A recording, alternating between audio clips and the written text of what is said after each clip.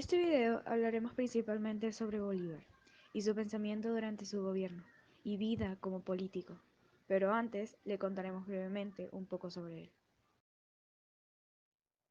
Simón Bolívar y Palacios nació en Caracas el 24 de julio de 1783.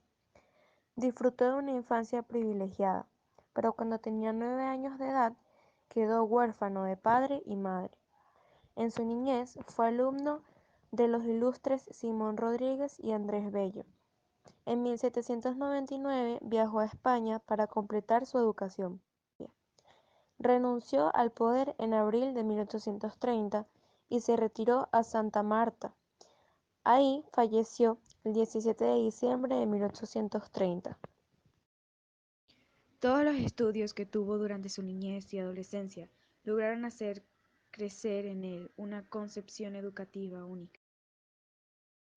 Decía que la educación de la mujer era la base de las familias, porque una madre con educación puede transmitírselo a sus hijos. Bolívar llegó con ideas educativas totalmente distintas a lo que se venía viendo.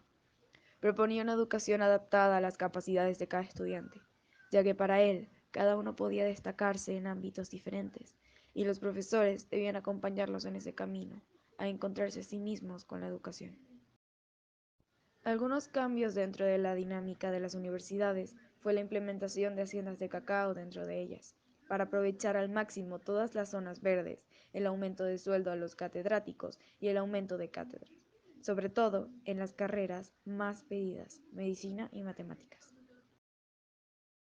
En Venezuela ya se venía diciendo ideas sobre libertad e igualdad, pero solo funcionaron para los criollos, y los grupos de pardos, indígenas y negros continuaron prácticamente en la misma situación. El Estado, a pesar de estar bajo una ideología de libertad, esta no se planteaba para todos.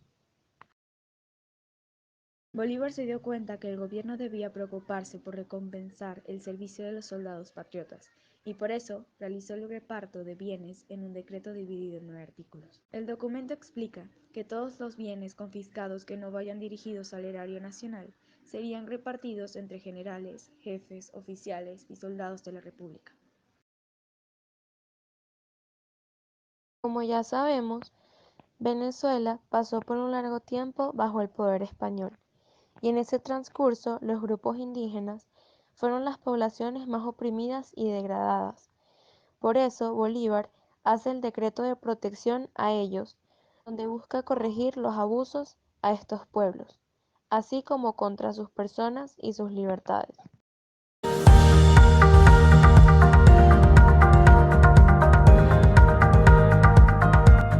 En este decreto se decía que se le devolvería a los indígenas como propietarios legítimos todas las tierras que formaban los resguardos según sus títulos, cualquiera que sea el que posean, para tenerlas. Como todo político, Bolívar siempre prestó suma atención a la opinión pública, ya que si el pueblo reaccionaba de manera negativa a sus decretos, él intentaba corregir esos errores. Aún así, siempre tuvo respeto a la opinión pública, hecho que venía acompañado con sus conceptos de libertad y de expresión. Él mismo fue el que trajo la imprenta a Venezuela, para lograr que las noticias pudieran circular de manera periódica. Así, el 27 de junio aparece por primera vez el Correo del Orinoco, donde él mismo tenía un espacio para publicar artículos de opinión. Bolívar siempre buscó poner el país a producir. Por eso sabía la importancia de la agricultura.